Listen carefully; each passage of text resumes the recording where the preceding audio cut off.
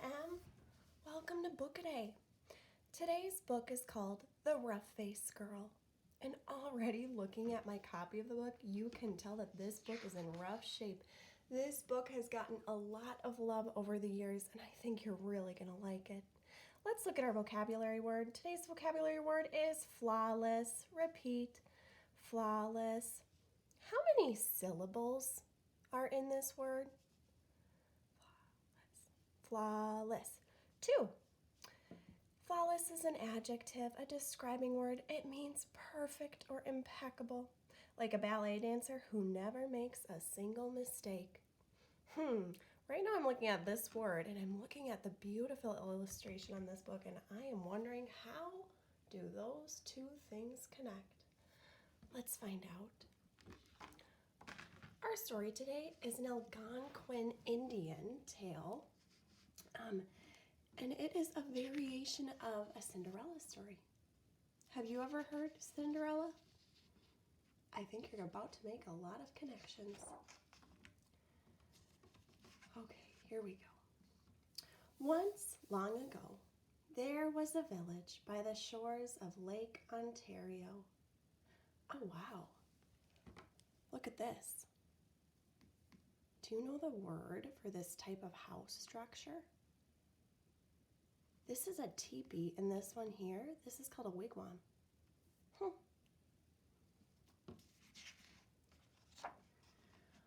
Off from the other wigwams of this village stood one great, huge wigwam.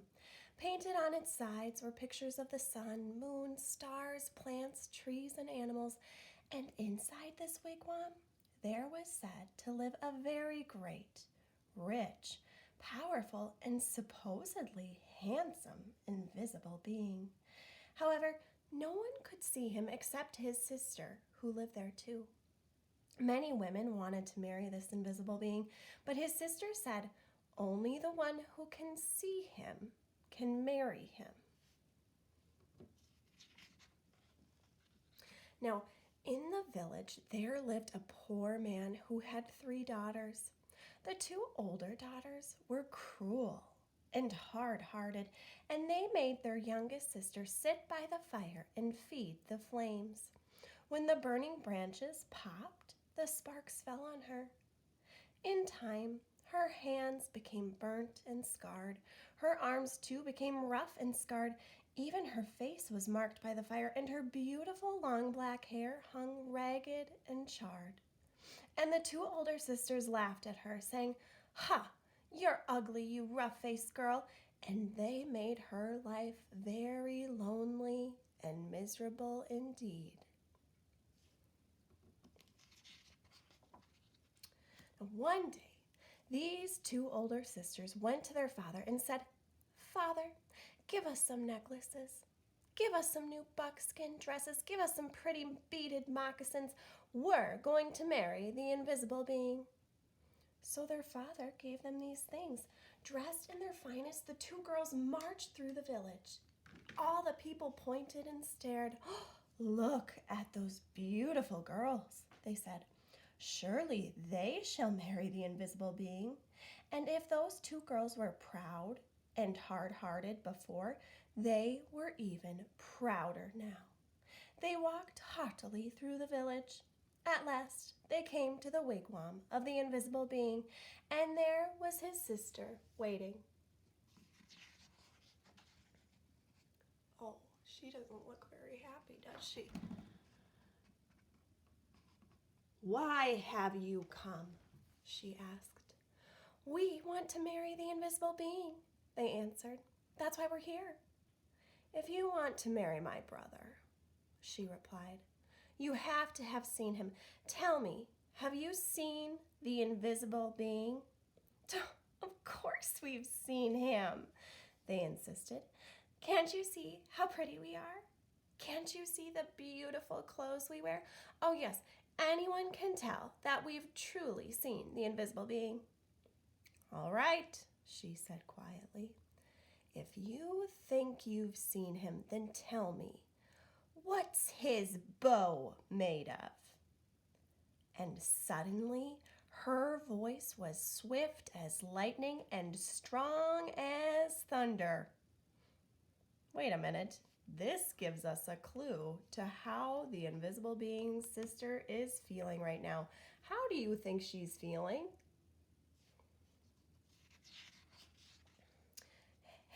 His bow? They stammered in surprise. His bow? We know.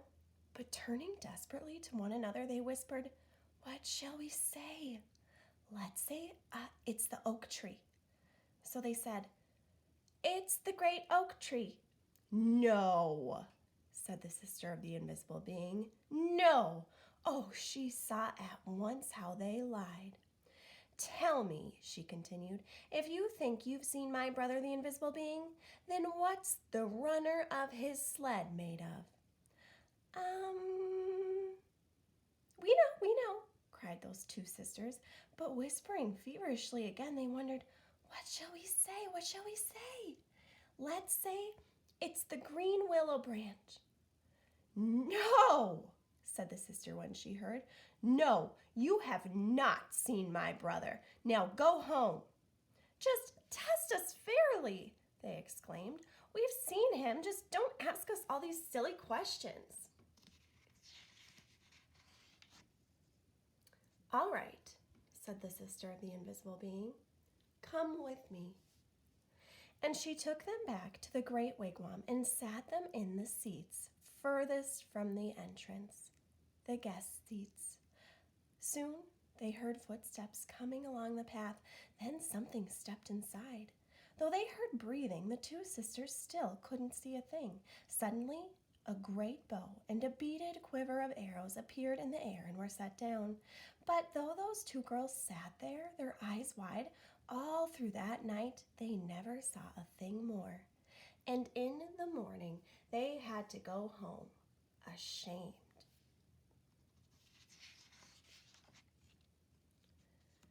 The next day, the rough-faced girl went to her father and said, "Father, may I please have some beads?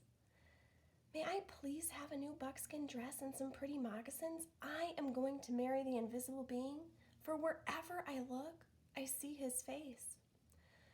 But her father sighed. "Daughter," he said, "I'm sorry, I have no beads left for you, only some little broken shells. I have no buckskin dress, and as for moccasins, all I have left are my own old worn and cracked and stretched out pair from last year, and they're much too big." But she said, "Whatever you can spare, I can use." So he gave her these things. This word spare means like whatever you're willing to give up, I'll take.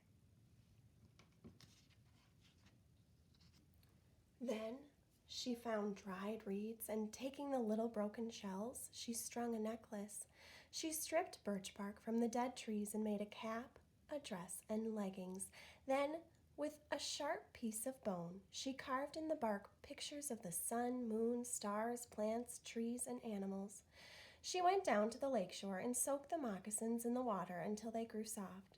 Then she molded them to her feet, but they were still too big, and they flapped like duck's feet as she walked. Then all of the people came out of their wigwams. They pointed and stared. "Look at that ugly girl," they laughed. "Look at her strange clothes. Hey, go home, you ugly girl. You'll never marry the invisible being." But the rough-faced girl had faith in herself, and she had courage. She didn't turn back. She just kept walking right through the village. As she walked on, she saw the great beauty of the earth and skies spreading before her. And truly, she alone of all in that village saw in these things the sweet yet awesome face of the invisible being. For Emma, look at this illustration. Can you see a face on this page? Can you see the invisible being? I'm going to give you a hint. This bird here is an eye. Oh, do you see it now? His eyes, and this rainbow is his nose, and these mountains in the distance are that's his mouth.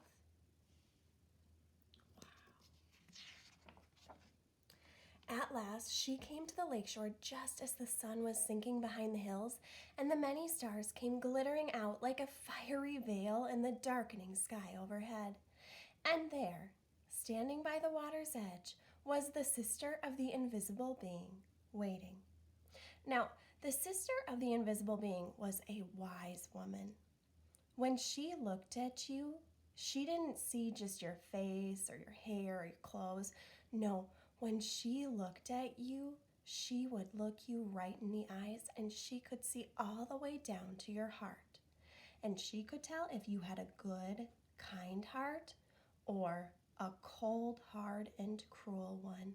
And when she looked at the rough-faced girl, she saw at once that though her skin was scarred, her hair burnt, her clothes strange, she had a beautiful, kind heart. And so she welcomed her dearly, saying, "Ah, my sister, why have you come?" And the rough-faced girl replied, "I have come to marry the invisible being." "Ah," said the sister very gently now, "if you want to marry him, you have to have seen him. Tell me, have you seen my brother, the invisible being?" And the rough-faced girl said, "Yes." "All right then," said the sister, "if you have seen him, tell me, what's his bow made of?" And the rough-faced girl said, "His bow? Why, it is the great curve of the rainbow." "Aha!" exclaimed the sister in excitement. "Tell me," she asked, "if you have seen my brother, the invisible being, what's the runner of his sled made of?" And the rough-faced girl, looking up into the night sky, said, "The runner of his sled? Why, it is the spirit road, the Milky Way of stars that spreads across the sky." "Ah!" cried the sister in wonder and delight. "You have seen him. Come with me." And taking the rough-faced girl by hand, she led her back to the great wigwam and sat her in the seat next to the entrance, the wife's seat. Then they heard footsteps coming along the path, closer and closer. The entrance flap of the wigwam lifted up, and in stepped the invisible being. And when he saw her sitting there, he said, "At last, we have been found out." Then, smiling kindly, he added, "And oh, my sister, but she is beautiful." And his sister said, "Yes." The sister of the invisible being then gave the rough-faced girl the finest of buckskin robes and a necklace of perfect shells. "Now, bathe in the lake," she said, "and dress in these." So the rough-faced girl bathed in the waters of the lake. Suddenly, all the scars vanished from her body. Her skin grew smooth again, and her beautiful black hair grew in long and as glossy as a raven's wing. Wait a minute, look at this. Grew in long and as glossy as a raven's wing.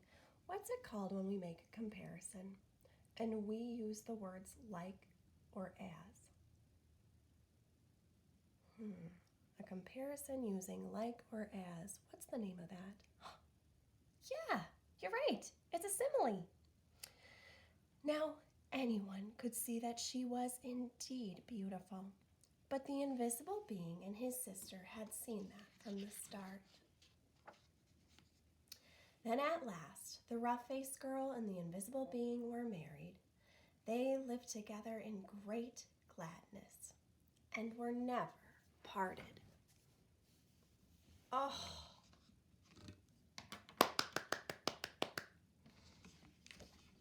For let's go back to our vocabulary word today. Flawless, perfect, or impeccable. How could I use that word to describe the rough-faced girl. Write a sentence below using the word flawless to describe something that happened in our story today. I would say the rough-faced girl at the end of the book, from the outside, she was flawless.